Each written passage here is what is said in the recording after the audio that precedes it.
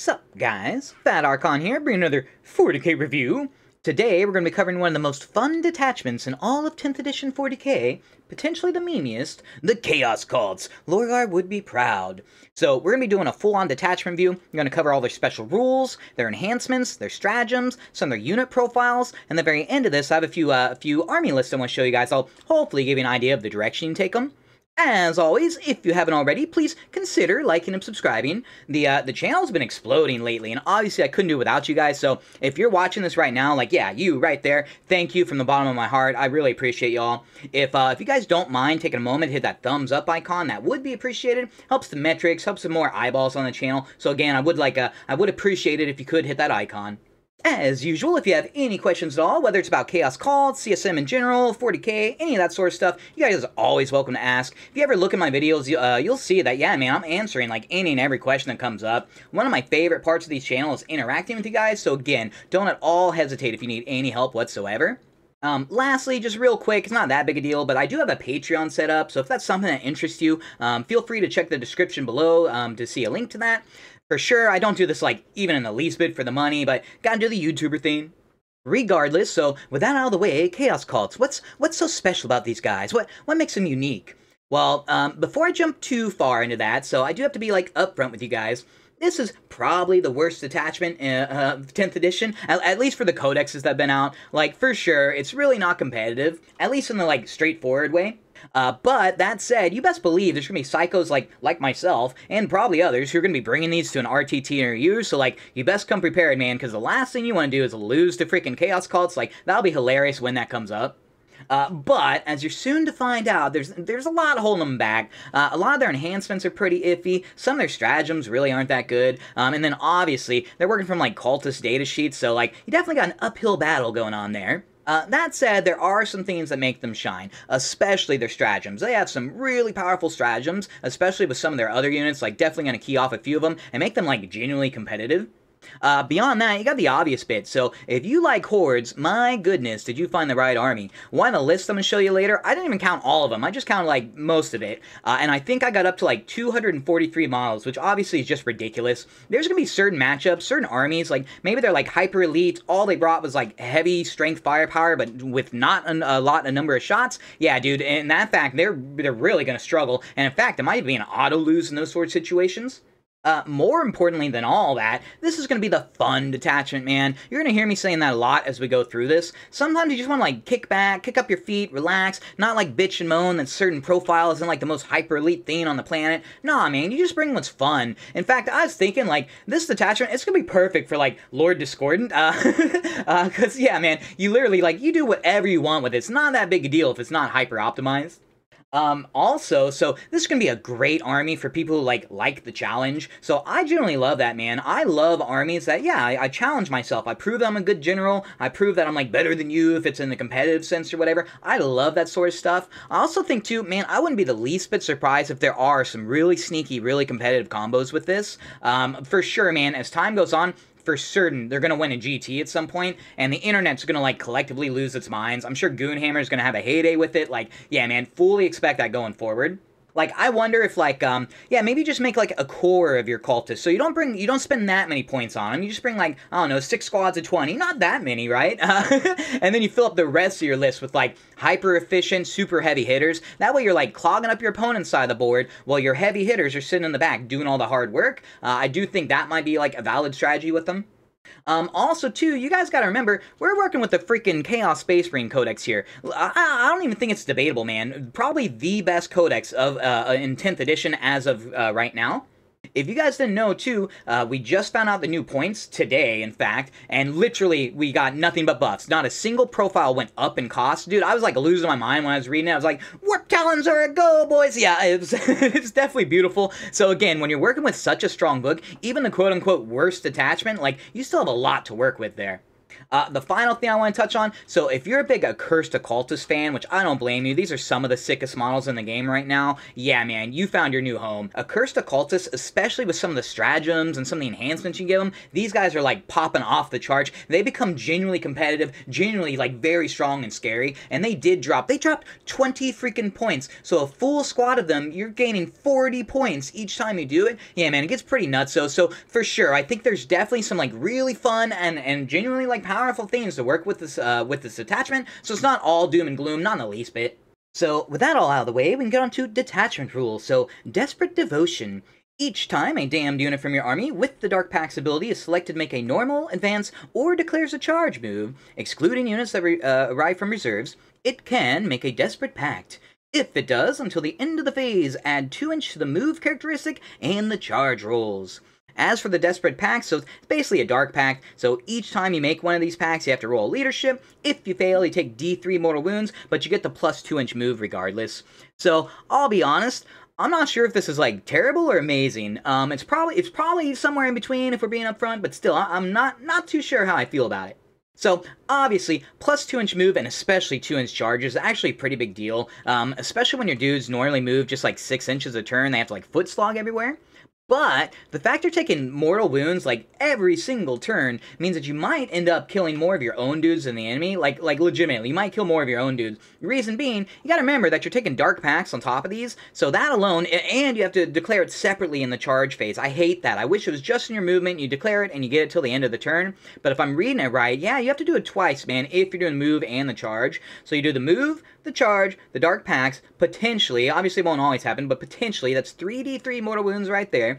Then you throw on the stratagems. I believe there's 2 of them that'll do additional mortal wounds. You could literally do 5d3 mortal wounds. You could literally wipe out a squad, which would be hilarious. Like, I'd very much love to see that myself. But, yeah, man, you're going to be doing so much damage to yourself. What I hate, too, is it doesn't work if you arrive from reserves, because for sure, man, if I could, like, come in with Fellgor Beastmen, come in turn 1 out of reserves and then charge something, that would be beautiful. That said, though, so it is still very powerful. Obviously, something like Accursed Cultists is gonna freaking love it. They have 3 wound profiles that can eat up the wounds if they need to, and then, obviously, you got the Berserker move on top of that, you got the Scout 6" move. Like, these guys get nutso, man. They're just gonna be, like, zooming up the board, so I do definitely like that. Even regular cultists, like, yeah, man, they'll get some use out of it. If you're 2 inches away, or just 1 inch, or whatever the hell it is, if you're just slightly away from an objective, like, that's awesome. You get your positioning, maybe you need to get out of line of sight, whatever the reason being, like, obviously has value there. I will say, too, there's ways to mitigate it. So, easy one, Dark Apostle, he's leadership 5, so he really shouldn't deal with that too much. Firebrand, he lets you, like, reroll the leadership test, so that's gonna be a huge deal with this detachment. So I do think, like, for sure, you're going to want to, like, think it through on whether it's worth doing or not. I don't think it's something you do every single turn just, like, blindly, unless you're playing for the memes. I think you want to, like, definitely plan it out, definitely think it through before you just willy-nilly, like, kill your own guys left and right. Now, there is also a second part to this attachment. So the Traitor Guardsmen, become battle line. So that's, it's cute, honestly. It's not the best thing ever, so Traitor Guards definitely have benefits to them. First of all, they're 2 objective controls, so that's like one of the biggest things about them. I think a lot of people like just glance past that. They don't consider how powerful that is.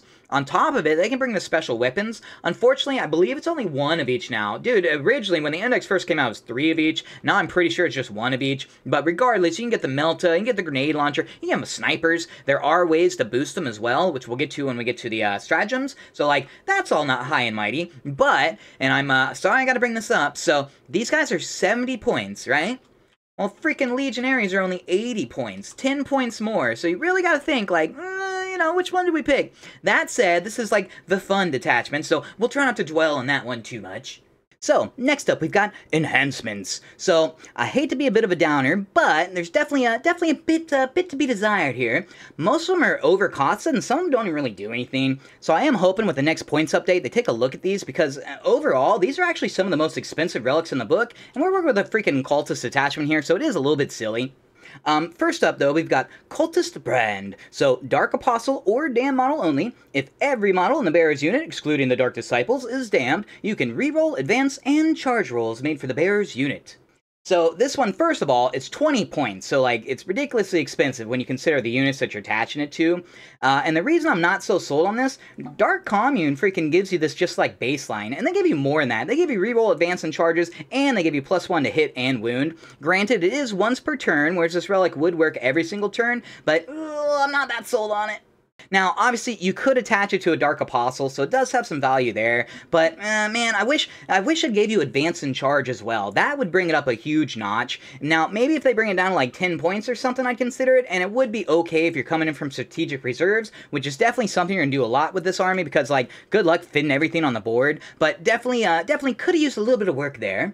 Next up, so this one's alright. So you got Amulet of Tainted Vigor. Dark Apostle model only. In your command phase, you can return up to D3 destroyed damned models, excluding character models, to the bearer's unit. What kind of stinks about this one, but it is okay, it only goes on Dark Apostle. If you put on Dark Commune or something like that, it would like pop way more, but being stuck to the Dark Apostle, like that kind of hurts there. Now, where it does pop off though is Accursed Cultists, because you can bring back D3 Torments each turn, so that definitely has value. Maybe get really lucky, you bring back 3 of them, that'd be 9 wounds worth of models, 9 T5 wounds worth of models, so definitely some value there. But for sure, they dropped the ball by restricting it to the Dark Apostle. I think it should have been universal. That would have been much better. Next up, we've got probably my favorite, so Incendiary Goad. Dark Apostle or Dam model only. While the bearer's unit is below its starting strength, add 1 to the strength characteristic of melee weapons equipped by those models, and while the unit is below half strength, add 1 to the attacks characteristic. So this one's only 15 points, so it's actually fairly priced for a change. So again, I really like this. You're going to bring your Torments, you're going to bring them up to, I believe, Strength 6. With one of the Stratagems, you're able to get them up to Strength 7. I love, too, that you can put on any model, so you put on Cultist Firebrand if you want to, for some crazy reason. More commonly, you're going to put on Dark Commune. And then, considering how much damage you're going to be doing to yourself, going below half strength, and going below starting strength, by the way, is like no issue at all. Like, that's just going to basically happen automatically. And then when you do go below half strength, you will at least get a little bit more value out of your cheap but extra punchy squad. So definitely, this is probably the auto-include. I would probably include this with most of my list, at least if I had the 15 points left over. And then finally, we have probably the best one, Warped Foresight. So this one's only 10 points, Dark Apostle or Dam model only. The bearer's unit, the bearer has the Scout's 6-inch ability. So that's right, it doesn't affect the unit. A lot of people, myself included, thought it would affect the unit at first, but no, it's only the bearer. So essentially, all this really does, and it is useful, it gives you a leader you can attach your Accursed Cultists and not lose out on Scouts. Because do remember, the entire unit has to have the ability in order for it to work. There's a clever sort of combo, I guess you could say, with it. You toss it on a cheap character. So Cultist Firebrand's only 45 points, which, by the way, that's awesome, not too spendy. I was hoping for 40, but 45 works. But toss it on him, he's a 55-point model. You toss him inside a Land Raider, suddenly you have a 6-inch scouting Land Raider. Now, it is only 6-inch move. I'm not sure if that's worth 55 points, but it was a clever little, like, combo I was thinking about. The fact it's only 10 points is a really big deal, because otherwise I'd probably skip it. I don't think it's that good, but being only 10 points, being able to attach your Dark Commune to your Curse, by the way, they go like hand in hand together, I think it does definitely have value there. That way you're not losing out on your movement, you're still being able to get up the board quickly, especially when you add that on top of the Berserker ability and your plus 2-inch move. Definitely has a bit of value there. So, all in all, I'm pretty unimpressed with these relics. Again, the Warped Foresight's pretty good. Incendiary Goad, I think, is alright, but the other two, like, I'm not very sold on them. I do think it's silly. I'm not sure what GW is thinking. They basically priced them as though this was an elite army, when it's the complete opposite. So whoever wrote this, like, come on, man, you should have fixed it. Again, I am very hopeful, and I do think, like, I would bet that when the next points update comes around, like, I do think that they'll fix those up a bit. So, with those all out of the way, so Detachment Rules kinda goes both ways, and the enhancements kinda suck, in my opinion. But what about the Strategems? Well, this is definitely the part of the army that I think, like, pops. They have some, like, damn good options, some of them that bring, like, a lot of your units, like, up a whole tier, maybe even, like, 2 tiers, so they go from crap to, like, really good and competitive.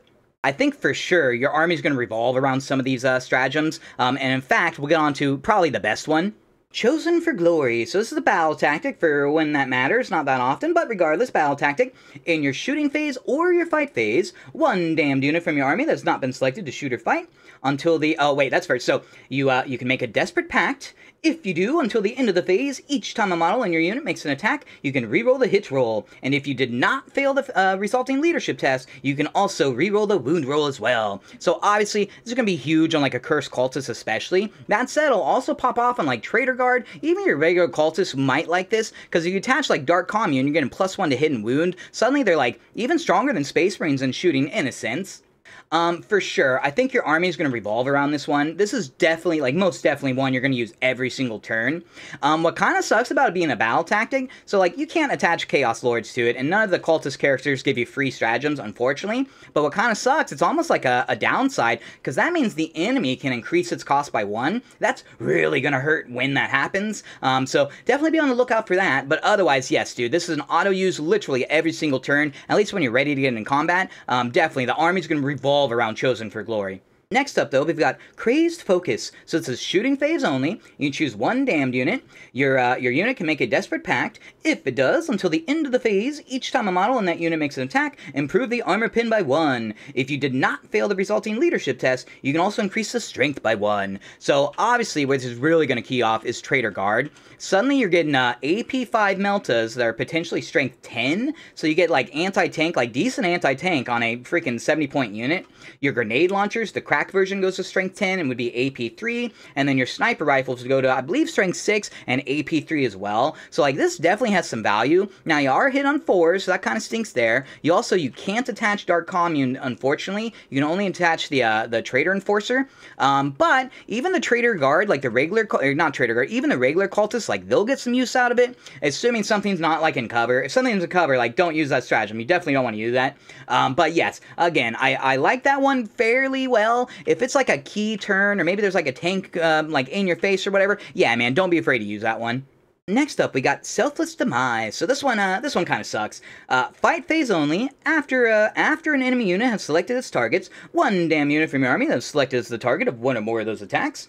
Until the attacking unit has resolved all of its attacks, each time a model in your unit is destroyed, roll a d6. On a 6, you do a single mortal wound. So you gotta think, man, even if you had a full blob of 20 cultists, maybe even got okay, without Dark Commune, that's an average of 3 mortal wounds. And that's if the entire squad gets wiped. That's pretty terrible, man. I could see the value in that, like, if they're gonna die anyways, like, why not do some mortal wounds to them? Maybe get lucky and you roll, you roll the average. It wouldn't be that uncommon to roll terribly as well and just do, like, 1 or 2 mortal wounds. So, like, that's pretty bad. If something's maybe on its last legs and it gets into combat with you, like, okay, I can see the use there, but otherwise, be wary of using that one. It's really not as good as it might seem at first. Alright, next up, we got another one of the good ones. This is one of the best ones. Reckless Haste. In your charge phase, one damn unit from your army, they can advance and charge. So that is huge. That's a huge deal. Now, again, you can already get it with the Dark Commune, but it's only once per game. So maybe you already used it up with your Accursed Cultists. Boom, now you can do it again. Maybe your Fellgor Beastmen, they're trying to get up in there and rumble. You can do it with them. Even your Cultist Mob, again, maybe you already used the Dark Commune, or maybe more commonly, you got like a Dark Apostle attach or Fabius Bile, something like that. Lots of value there. So this is low-key one of the most powerful next to the Chosen for Glory. This is one of the ones you're going to be using all the time, and you're definitely going to be like planning ahead to use. Next up, we got Infernal Sacrifice. So, in the fight phase, one damn unit from your army, you can make a Desperate Pact. If you do, your unit suffers D3 mortal wounds no matter what, and this is in addition to the resulting leadership test. So that alone could be 2d3 mortal wounds to yourself. That said, until the end of the phase, add 1 to the attacks characteristic of melee weapons equipped by your unit, and if you pass the leadership, I hope you did, you also get +1 to your strength. So this is going to key off the Incendiary Goad. Suddenly you can get your a curse, you get up to strength 7, sometimes that'll matter, maybe into like Possessed or other T6 elites, so that's kind of cool. If you had a Dark Apostle, he would get up to strength 8, so that's handy there, because suddenly you're taking out like Legionary equivalent profiles on 2s, so there is a bit of value there. I did the math, and so the average for an Accursed Cultist squad, just them, no characters or whatever, they would get up to 69 attacks. Nice. I believe it would be 39 attacks average for the Torments, and then 30 attacks for the Mutants. So that's pretty damn spicy, dude. 69 nice attacks coming out from an 85-point squad. A bunch of those, 39 of those, or however many, are freaking multi-damage. Like, that definitely has value there. But you're taking automatic damage. No matter what, you're taking freaking damage, and God help you if you fail the Dark Pact on top of the Desperate Desperate roll. Yeah, man, it gets pretty painful there. That said, definitely still has value. Again, we're trying to get as much punch out of our units as we can before they're all obliterated, so that's probably one I'd probably use every single turn, at least every opportunity I had when it's important. Last up, we got the tricksy one, Mortal Thralls. So this one's a little funky. So, in your opponent's shooting phase, just after it's selected its targets, one Heretic Astartes, so not a damned unit, pretty much any unit, one Heretic Astartes from your army that was selected as a target that has one damned unit within 3 inches of it and visible to both the enemy and your own unit. Until the end of the phase, while a damned unit is on the battlefield, each time an opponent would make a wound roll for the attack on the Heretic Astartes unit. If your damned unit is visible and an eligible target, no wound roll is made. Instead, your damned unit suffers a number of mortal wounds equal to the damage characteristic of that attack. So this is the tricksy one. For sure, man. You could have something big, a Land Raider, more commonly probably like a Vindicator, a Khorne Lord of Skulls. That'd be a fun example. Basically, you make them invulnerable to shooting for as long as these guys live. Now, do be careful, because it turns anti-tank guns into anti-infantry all of a sudden. It's like a las cannon. Maybe they roll really hot, and they roll a 6 with the +1 damage, so 7 damage. First of all, they don't have to do a wound roll. It just automatically goes through. Second of all, that would kill 7 of your freaking cultists. So if heavy-duty anti-tanks going in, just like 2 or 3 shots might just wipe out the entire cultist squad just on its own. So do be very careful about that. That said, this is going to be like the sneaky general route. If you're a really like smart opponent or a smart general or whatever, you might be able to like eke out some very powerful builds with this. Again, you could have like 9 invulnerable Khorne Lord of Skulls, 9 invulnerable Predators, all that sort of stuff. Even if you just have min squad, so just a 10-man, 50-point squad, they can still, like, screen for your tanks and that sort of stuff. So I really like that stratagem. I'm not convinced yet how good it is, because, again, man, anti-tank, it's just going to clear them up, like, hardcore. It's mortal wounds as well, so, like, no save. Maybe you got to feel no pain, so, like, Accursed Cultists, they might be able to take advantage of their feel no pain. But definitely, that's one I'm, like, interested in. I'm not like, sold on yet, but definitely interested into trying out and looking into a bit more. All in all, some of these are, like, super ultra powerful. The Chosen for Glory, man, on Accursed Cultists, that's just every single turn you're going to use that. Again, I think the entire army revolves around that. If they didn't have that stratagem, this genuinely would be, like, the absolute worst, like, detachment, like, ever. But that stratagem alone, along with some of the others, definitely boost them up a bit. So I do think there's some value with the army, and definitely, like, yeah, man, gives you some, like, strategies to play around with and stuff to theory craft. I do think an issue that you might run into with this army is you're probably going to be pretty command point starved as the game goes on, because yeah, I'm going to be wanting to use at least one of those every turn. Maybe I need to like re-roll a charge or something like that, so definitely you're going to want to be like getting as many CP as you can. That said, again, we're playing for fun, man, a lot of times, so if you're playing the fun list, for sure, I know what I'm going to be doing. I'm just going to be discarding the freaking secondaries every single turn. I don't care about scoring. I want as much command points as I can get, so I can get the most out of my boys. Maybe turn 4 and 5, then I'll start worrying about secondaries. But for sure, keep that in mind. You're going to be starved. If there's not much regen, you'd have to bring like certain characters that aren't even damned or whatever to get your CP regen. So again, keep that in mind. Be careful with how you're spending those points.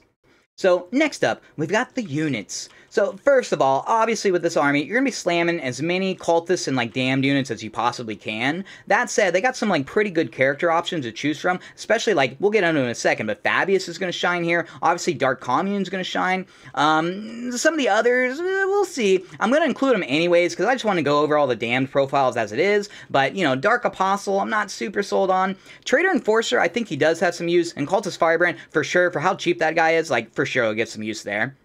To start off, we got Dark Apostle. So this guy's cheap, he's only 75 points, and he does have pretty powerful abilities, especially for cultists, like they can definitely take advantage of it. First of all, he's leadership 5, so that's huge. He also has the Dark Disciple, so you gotta think it's and he has 2 Dark Disciples, so this is like a 6 wound unit with an actual armor save, so that's pretty nice there. But then for ability, so he's got Dark Zealotry. While this model is leading a unit that contains a Dark Apostle, each time a model in that unit makes a melee attack, add 1 to the wound roll. By the way, he can be attached to Accursed Cultists, so that's awesome, and then regular Cultist Mob there. So that's hilarious to think with Cultist Mob that you'd be wounding on 4s. Like, very rarely, if ever, will you be wounding on 2s, but you wound pretty much everything on 4s, so that has some value there. And then, obviously, Accursed Cultists, a lot of times they are going to be wounded on 2s, so this guy definitely has some value to him. On top of that, he's got Demigog. Once per battle, at the start of any phase, you can select a friendly Heretic Astartes unit that is within 12 inches and is battle shocked. They're suddenly no longer battle shocked. So there will be times, especially with how crappy your leadership's going to be overall, there will be times where that's actually pretty key for, like, scoring, secondaries, all that sort of stuff. So I do like that there. Maybe stratagems. In fact, that would be the biggest example. Maybe you're a Cursed Cultist or Battle Shocked, and you can't use your Chosen for Glory stratagem. Well, bada bing, bada boom, I'm just going to, like, fix that. Lastly, he has the last one's pretty crap. Malign Sacrifice. Basically, you sacrifice one of the Dark Disciples. You roll a die. On a 2 to 5, you do a single mortal wound. On a 6, you do D3 mortal wounds. No, you don't ever want to do that, in my opinion. I think they're way more valuable as just, like, extra wounds, extra models to eat through before they get to your Cursed Cultists and the like. So for sure, I would skip that one.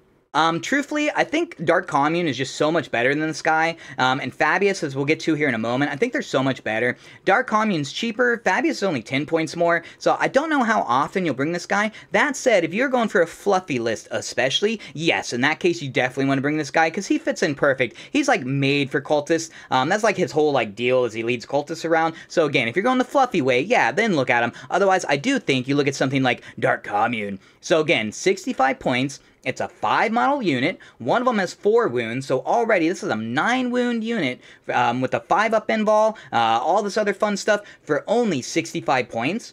Their abilities, though, are where they really pop off. So first of all, Faithful Flock. So while this unit is leading another unit that contains the Demigog, models in that unit have a 5-up invul. That is huge on Accursed Cultists, which is like, you're always going to attach these guys to Accursed Cultists. In fact, I don't think you run Accursed Cultists without these guys or Fabius. So that's huge, gives them much more resiliency. They already have a 6-up Feel No Pain, the Accursed Cultists that is, on top of it. So they become pretty hard to kill. Next up, the best one, though, Dark Ritual. Once per battle, in your command phase, if this unit still has the Demigog, you could use this ability. If it does, until the end of the turn, this unit can declare a charge in a turn in which it advanced, and each time that unit makes an attack, you can add 1 to the hits roll and 1 to the wound roll. So all of those, all 3 of those are huge. Advance and charge, gigantic, and then add 1 to the hit and wound roll. Those are obviously ultra gigantic. Then you really are wounding like everything on 2s.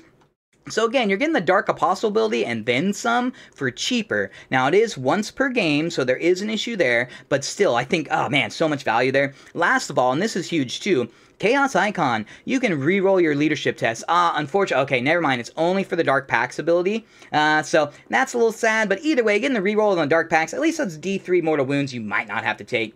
So again, these guys are auto-includes, at least 2 of them, potentially 3 of them, in literally every single list. Yeah, I would not play this army without bringing these guys along if I could help it.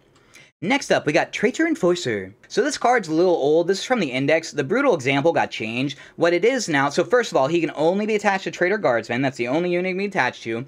And his new brutal example, whatever it's named now, it's a free Overwatch, even if somebody else uses it. So again, that does have value. Now, unfortunately, you can only put a single flamer in there, so not the strongest thing on the planet, but maybe something's like Honest Last Leg. Maybe you're fighting a mirror match with other cultists, something like that. I'm like, okay, a free Overwatch, sure. And the fact that it's free, that means you're going to use it no matter what. So yeah, there is a little bit of value there. The second part, though, and something I like way more, Mutated Bodyguard. So while this contains the Traitor Ogren, character models in that unit have a 4-up Feel No Pain. So unfortunately, the Ogren is not a character, not technically, so he wouldn't benefit from that. However, the Enforcer himself, he would benefit. A 4-up Feel No Pain is a pretty big deal. He would essentially go up to 6 wounds. I believe this unit is only 65 points, something about somewhere around that. So like, they're okay. They would give your Traitor Guardsmen a little bit of melee punch. That said, I don't know if this guy's worth it. I don't think the free Overwatch is like that valuable, and the 4-up Feel No Pain, while clever, like, I'm not that sold on it.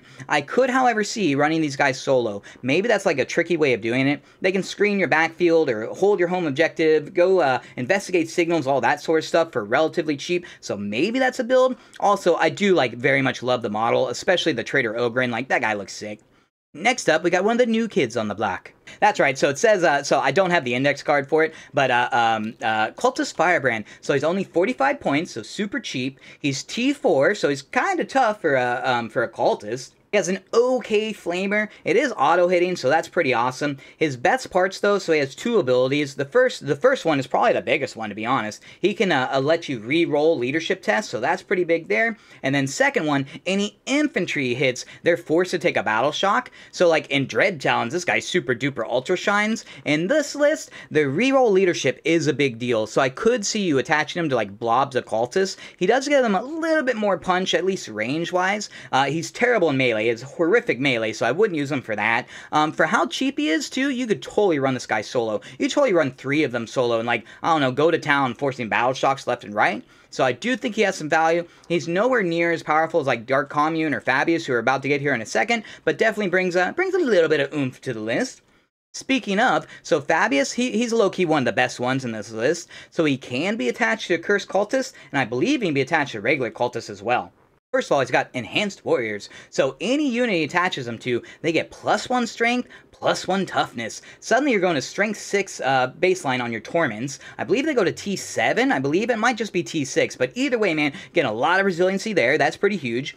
Second of all, you can blank a damage each turn, so Surgeon Acolyte, once per turn, when an attack is located to a model in this unit, as long as it has Fabius Bile, you can change the damage characteristic to 0. What I love is it's once per turn, not battle round, so on your turn and on the enemy's turn, assuming it came up on your turn, yeah, you can blank out damage, that's huge too. And again, you got 3 wound torments to be working with, so I like that there. Finally, he can get up on a 2-up. So once they kill all the, the 16 freaking Accursed Cultists they gotta get through, once they finally chew through them, this guy's just going to get back up with his 5 wounds and a 5-up feel no pain. Fabius is fabulous. He's only 85 points. He's super cheap, which fits the list. We're running cultists. We like cheap stuff. On top of that, he has crazy good damage output. 6 3-damage attacks. That's huge. Don't forget, you can play the stratagem. Although I think the stratagem only affects damned using damn models, doesn't it? So he might not be affected from that. But either way, 6 3-damage attacks, and then he has an anti-infantry 2-up pistol. Pistol's awesome as well, because that lets you do secondaries. Lots and lots and lots and lots of value of a fabulous build. I'm noticing as I do these reviews that, yeah, dude, Fabius Bile, he's one of the best models in the book, one of the best leaders in the game, if you were to ask me. Next up, we got the big boys. You guys knew I was coming to this. So, Accursed Cultists. So again, this card is old. They got buffed to the gills. First of all, so they still have the Feel No Pain 6-up. That's pretty huge when you got the 3-wound Torments. Like, that's giant there. Second of all, they get Scouts 6-inch. That is a huge, huge, huge deal. These guys are normally foot slogging. Yes, you can give them +2-inch move and +2-inch charge. So they are like, dude, they're almost as fast as Eldar if you think about it. So that's pretty wild there. But you toss on the 6-inch Scout on top. Hopefully you get first turn. Maybe you can like magically get a first turn charge. Lots of value there. On top of that, Accursed Horde got changed to where they now get a Berserker move. So whenever they get shot, whenever a model dies, you get to move D6 inches towards the enemy. I'm pretty damn sure that you do it multiple times as well. So if they had 3 different units shoot at you and you lost 3 separate models, you'd move 3d6 inches closer. On top of that, you can move within engagement range. These guys are huge. Don't forget that you can buff the attacks, so you can give them +1 strength. If you got the goad, you can get the +2 strength, you can get the +1 attack. All that sort of stuff adds up. Accursed Cultists are the reason that this detachment can like even run and not just like automatically lose every single game. 100%, man. If you're gonna be like maining this detachment because you're a cool guy, we should hang out sometime. If you're gonna be playing this detachment a lot, you need 3 max size squads of Accursed Cultists. They're beautiful, man. They can work from strategic reserves as well. I'm not sure if I mentioned that earlier, but this detachment is gonna be taking advantage of strategic reserves because you're not gonna be able to fit everything on the board. If you go full horde mode, you're gonna have a hell of a time fitting everything in your deployment zone. So even if they have to come in from reserves, sure, it's a 9-inch charge or whatever, but regardless, man, still got some value there. Also, you could like rapid ingress, lots and lots and lots of plays with these guys. I love them, man. Any excuse to get the Accursed Cultists on the table, like, I'm all about it.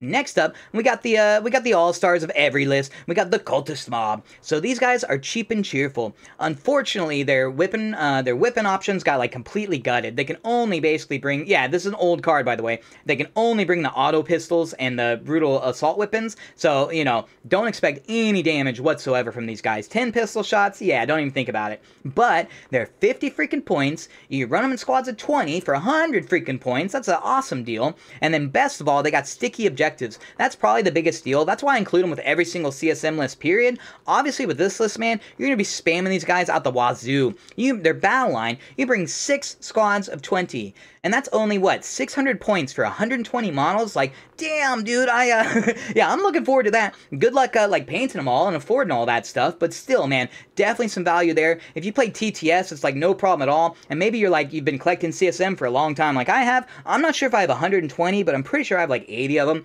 Yeah, dude, I've been wanting for years, probably a decade, I've been wanting to run, like, cultist spam list. I'm so excited to get this detachment on the table.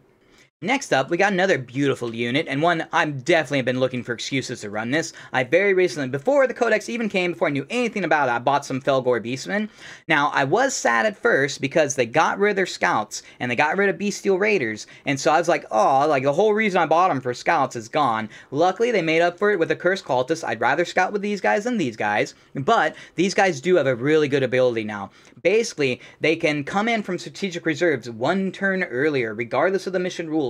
That means turn 1, you can bring these guys in from strat reserved. I think it actually is a pretty big deal. Again, with this detachment especially, you are going to be strat reserving stuff, and this is going to help like clog up the board, screen, all that sort of stuff. Move block, I do think like they're worthy of looking at. They are, I believe they got cut down to only 85 points, so they're fairly affordable. They actually have okay damage output too. It all hits on 4s, which does suck, but they have a bunch of strength 4 and even some strength 8, and they also have some multi-damage in there. Definitely some value there. Don't forget you can buff them up with some of the stratagems. Fellgor, I don't think they're horrible at all. Also, my favorite part, the models are beautiful. They're gorgeous, in fact. These are some of my favorite. I hope to God, GW, like, pray to the dark gods with me. I hope they give us more Beastmen as time goes on. Could you imagine how cool that would be if we got a full army of them? That'll never happen in a million years, but wouldn't that be, like, awesome sci-fi Beastmen? Yeah, I'd be all about it.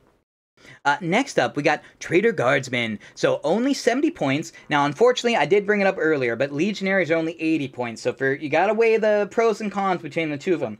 There are some pros with these guys, though. First of all, they're 2 objective control. That's a huge deal, man. 70 points for 20 objective control is big. Toss them inside a Rhino, they jump out. You can basically like choose when you want to take over an objective. I've ran them before. Warpanner had a really good article on him where I think he won a freaking GT with them. He did exceptionally well, and so he inspired me and a lot of people to try him out. And yeah, dude, I had great results. Again, I put him in a Rhino. I think I might have put him in a Land Raider, in fact. And pretty much whenever I needed to steal an objective from somebody, I would just toss these guys in it. Yeah, man, it worked out great there. On top of that, they have some really cool loadout options. So you can only bring a single of each, but you bring a melt-a-gun, you bring the plasma gun, you got the sniper rifle, you can do a flamer, you can do the grenade launcher. Don't forget, you can buff them up with +1 AP, potentially +1 strength. Your Melta would go to strength 10, AP 5. That's a big deal there. You got dark packs on top of it. Now, sure, you do only hit on 4s, but again, with the dark packs, like that's the equivalent of +1 to hit. So for sure, they'll be doing a decent amount of like range output. Like for their points, they'll be doing an okay amount.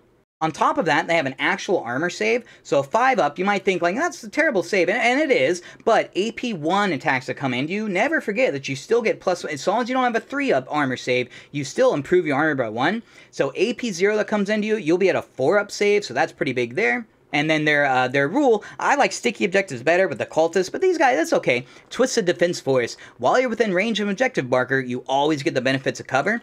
Often objectives are in the center where like you can't get cover, it's like hard to get cover, or at least just a few of them get cover. So yes, there is some value there. Now again, you gotta weigh the pros and cons between these guys and Legionaries, but especially if you're going the theme style, and maybe you're just a cool guy and you love the models like I do, yeah man, like definitely have some value with them, and again, they'll be fun to get on the table at the very, very, very least. Next up, we got non-damned models. So, again, I'm not going to point out the best of the CSM list. If you want to see that, check out some of my other videos. But these are just, like, either units I thought were fun and you don't normally get an excuse to use, or some that I think will actually mesh. So we'll go over those in a second. So, first of all, Chaos Spawn. So, they get changed a lot. They don't have objective control anymore, and they don't have regenerating monstrosities anymore. What their ability is now is you choose an enemy, I believe it's within 6 inches, I don't think they have to be visible or nothing, and you subtract 1 from their objective control. There's no minimum to it or nothing, so if you go up against an opposing enemy unit, that's 1 objective control, maybe another mirror match, so cultists or something, you can take them down to OC 0. That's low-key a pretty big deal. You can steal objectives from people left and right. What I like about Spawn 2, they're going to force your opponent to, like, have to divvy up his firepower. Now, sure, they're not that hard to eat through. T5, 4 wounds, they 4-up save with no invul or nothing. They do have a 5-up feel no pain, so they're a 6 wound equivalent. So really, like, it's actually pretty good resiliency, but still, they're gonna have to choose, like, oh, I could, like, easily wipe out the cultist there, but goddamn it, he's got a chaos spawn who's gonna, like, blank out my objective control. Now I gotta shoot at that motherfucker. Like, I do think they bring a little bit of value to the list, and again, if you're looking to experiment, which I think Chaos Cults will be perfect with, this is definitely a unit that, like, I myself want to experiment with. Alright, next up, we got Helbrute. So what I think is awesome about Helbrute is this Dark Dissension aura. Basically, you're going to get you get both sustained and lethal when you do your Dark Pacts. Especially, you key it off something like Traitor Guards, like, they're going to especially love that. And Cultists, too, they're going to have trouble wounding stuff. So lethal hits is going to be a big one. Suddenly, you're getting lethal hits and the sustained. Obviously, those adds up.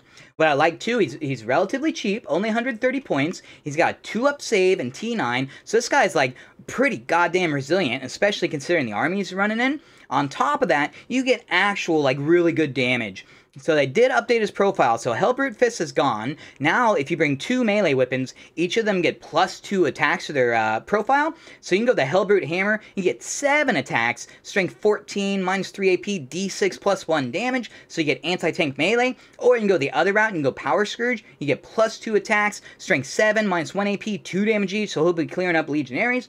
Don't forget, he gets to use his own Dark Ascension aura, so he'll get both lethal and sustained on those.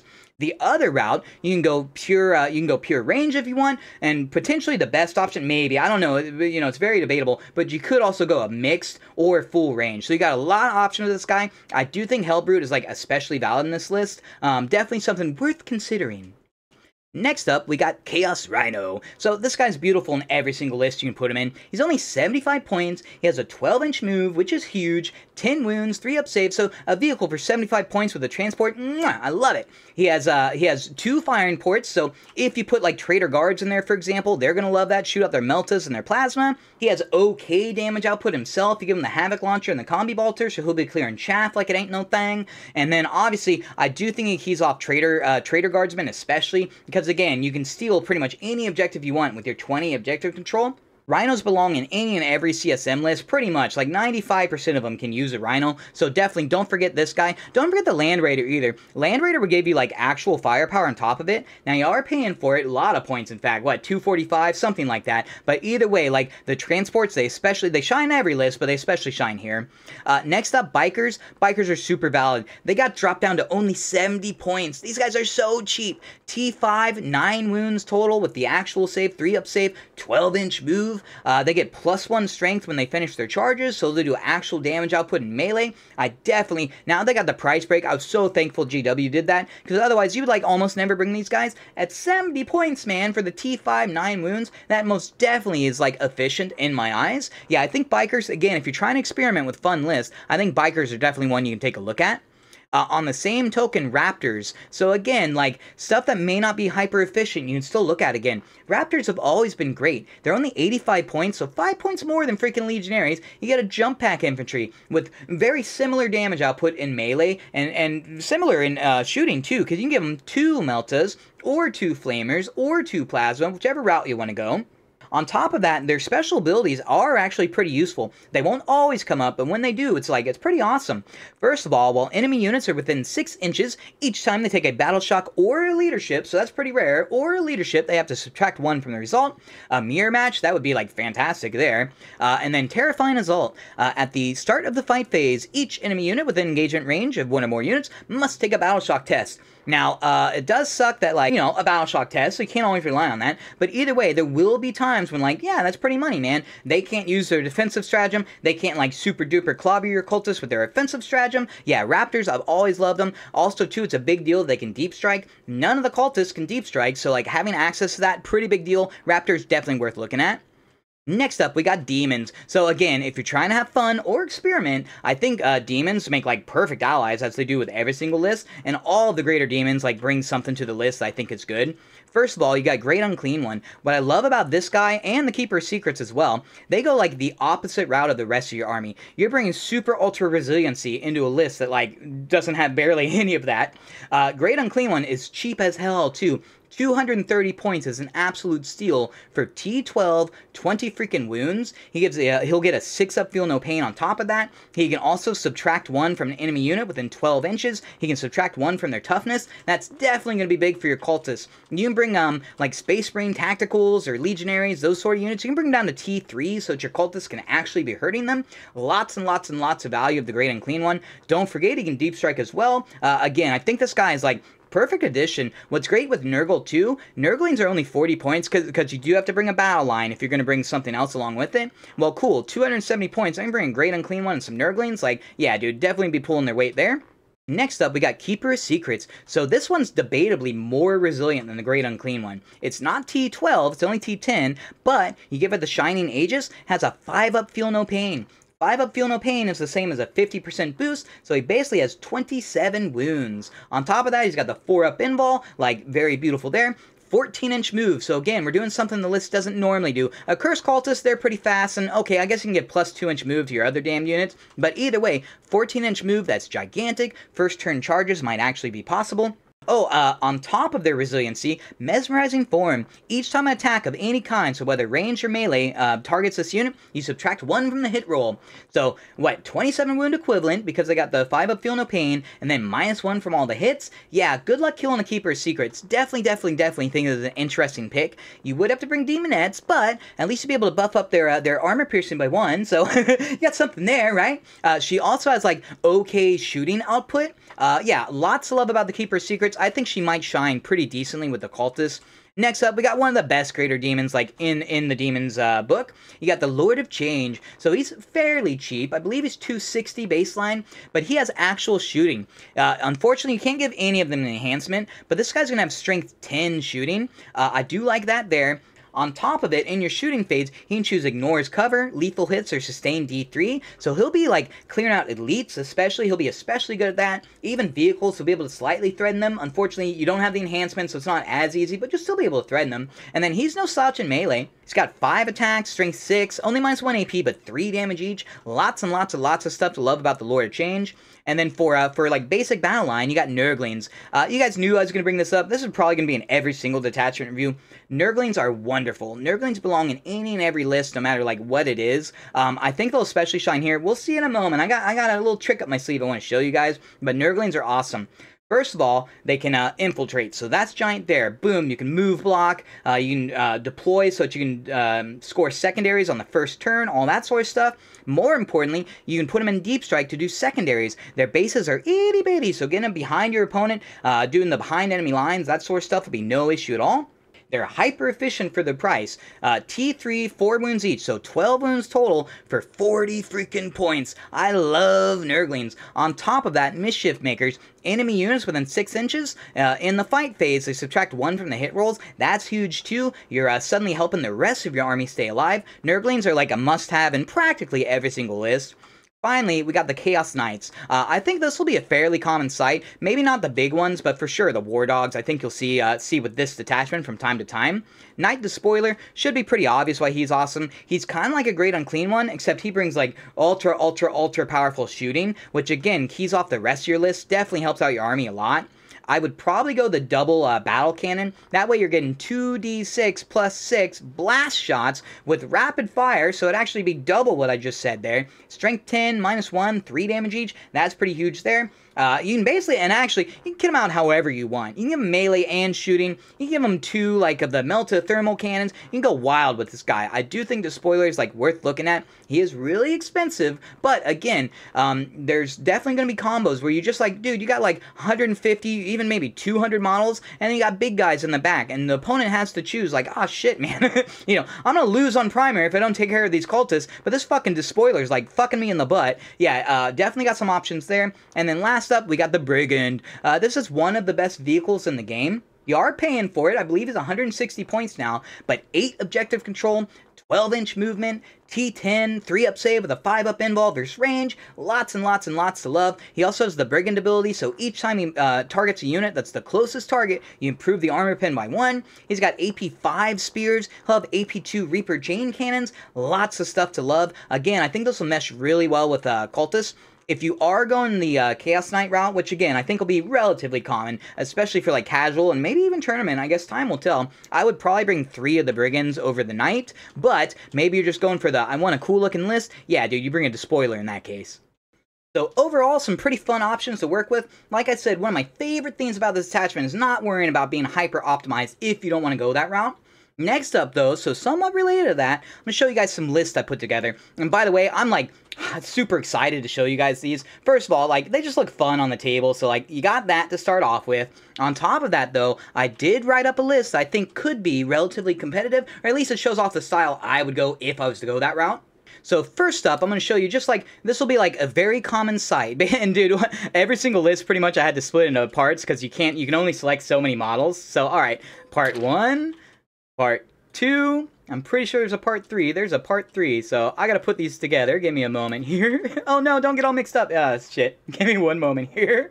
Oh, I love it, man. Yeah, it's gonna be beautiful. Have fun playing these on the table. And seriously, like, serious piece of advice. If you plan on playing these guys a lot, be sure you guys are practicing them. Be sure to learn them inside and out and learn how to move them quickly. You don't want to have 5-hour games with your friends. As fun as it's gonna be to, like, spam all these models everywhere, like, definitely be sure that you're, like, yeah, getting a lot of practice and a lot of reps. Alright, third part. Oof, okay. I'll try to add a little note on the screen on how many models it is, but I believe it's like 245, 250 models, something ridiculous. So this is the full-on Horde mode. This is the list everybody wants to run, and you will be seen, especially if you do TTS, because, man, like, collecting and painting all these models, like, I know there's some of you that already have it, but, you know, have fun doing that. Regardless, though, so we got Dark Apostle. He's just fluffy, gotta bring him in.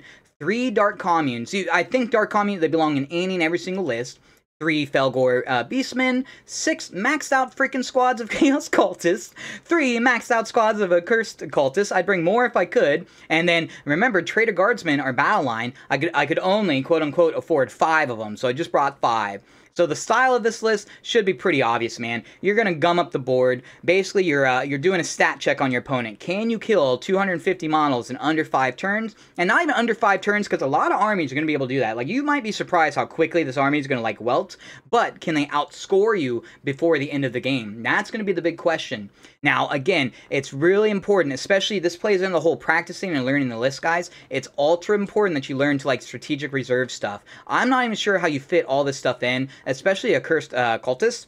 I think what I would do, I'd probably strat reserve, like, maybe 2 squads of the Cultists, maybe 1 squad of the Accursed, maybe, like, 2 squads, maybe, of the Traitor Guardsmen, and even that might not be enough. Like, oh, and then obviously all the Fellgor Beastmen go into strategic reserves. So in that case, maybe you'd have room. Dude, it's gonna be hilarious watching these deployed, and for sure, like, I'm not joking in the least bit, if I saw this on the other side of the table, I would be sweating, man. I would be like, shit, did I bring enough for this? This could be meta warping. This could be meta warping. Like I was saying in the very beginning, Chaos Call, they might sneakily be one of the more powerful lists out there, because again, it's a stat check. A lot of people, 10th edition, vehicles have been like all the rage, all of 10th edition. Well, now you got orcs. Well, suddenly, Chaos is showing up to the party. Yeah, man, this very well could be like way stronger than it seems, but maybe you're like me. Maybe you're a man of substance or style. Like, maybe you're a cool guy, and for sure, we should, like, call me. We should hang out sometime. Maybe that wasn't enough for you, you know? Well, I got something fun I wanted to show you guys. So this is version 2 of the full-on Horde mode. So, Nurglings are battle line. And bring 500 points of them. Maybe I want infiltrators on top of my scouts and all that other fun stuff. So why not bring maxed out as many freaking Nurglings as you can? So what is it? It's 3 squads of 9, and then 3 squads of just 3. You split them up however you want, so you do 6 squads of 6, blah, blah, blah.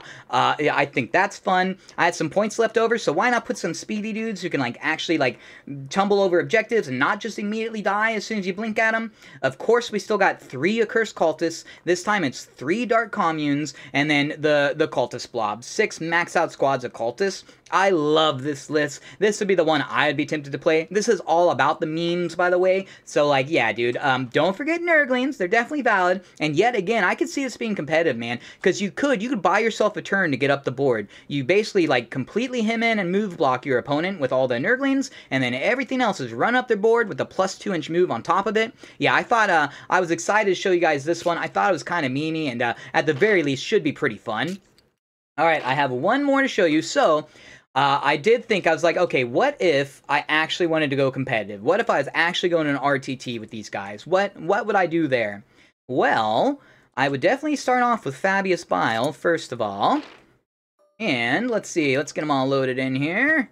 Alright. Fabius Bile attached to a blob of Accursed Cultists. I think that's going to be a very common run when you do this list. And in fact, the other two lists I just showed you, realistically, Fabius probably belongs in there. He boosts them so much, why wouldn't you? You got 2 Dark Communes, of course. I could only afford 5 squads of Cultists, and I brought 3 squads of Traitor Guardsmen. I have 3 Rhinos. Traitor Guardsmen goes into each Rhino, and then we have 1 Vindicator and 2 Predators. So again, the 10-mans are going to try to play off the stratagem that lets you, Mortal Thralls, I believe it was, the one that lets you put wounds on the Cultists. So basically, each tank, especially the Vindicator, would have a squad sticking with them. Now, they are only 10-man. Maybe change them to 20-man so they can eat more wounds, but I think that's valid. Again, the Traitor Guardsmen and the Rhinos, they can steal objectives under your opponent's nose. I think that's pretty strong there. And then again, Fabius, he himself is a bit of a beat stick. For 85 points, hell yeah, this dude is a beat stick. And then obviously, Accursed Cultists, you're slamming as many like command points and stratagems, all that sort of stuff into him as much as you can. Figure out whatever enhancement you want. I believe this list had 35 points left over, I think. Speaking of, all the lists will be in the description below in case you guys want to check them out or tweak them on your end. But yes, if I were to go the competitive route, I kind of think this would be the way I'd go. Again, you clog up the board with a bunch of cultists. You got big threats here, man. Accursed cultists are really going to do some work if people let you slam them into them. And then you got the heavy hitters in the background just doing all the legwork. You could definitely bring more tanks. Maybe you don't want Traitor Guardsmen. You could switch them out for legionaries. You can get rid of the Rhinos because you have so many like bodies on the board anyway. Like, who cares about indirect, that sort of stuff? Got a lot of different routes to go with this. Anyway, so I hope this gives you guys some, like, fun ideas on routes you can go with the list. I hope this whole review gave you some, like, hopefully remind you of stuff you didn't already know. Hopefully it's getting you hype on, like, having fun on the board, man. Like, this is what 40K is all about, having fun. Not everything has to be super, ultra, hyper competitive. That said, again, maybe this army really is, like, competitive. Again, it's a stat check, man. If you can't kill 250 models, like, it's going to be a shitty day for you. But regardless, I would love to hear your guys' opinions on everything. Not just the list, but the army as a whole. I would love to hear it. As always, if you guys have any questions whatsoever, like, be sure to toss them my way. I love, like, interacting with you guys. It's my favorite part. If you haven't already, please consider liking and subscribing. If you care to, like, support me, support the channel, help cover the overhead and stuff, because there is, like, a little bit of cost associated with this stuff. Feel free to check out my Patreon. I'll post a link below. Either way, hope you guys enjoyed the video. Good luck out there, and remember, death to the false emperor.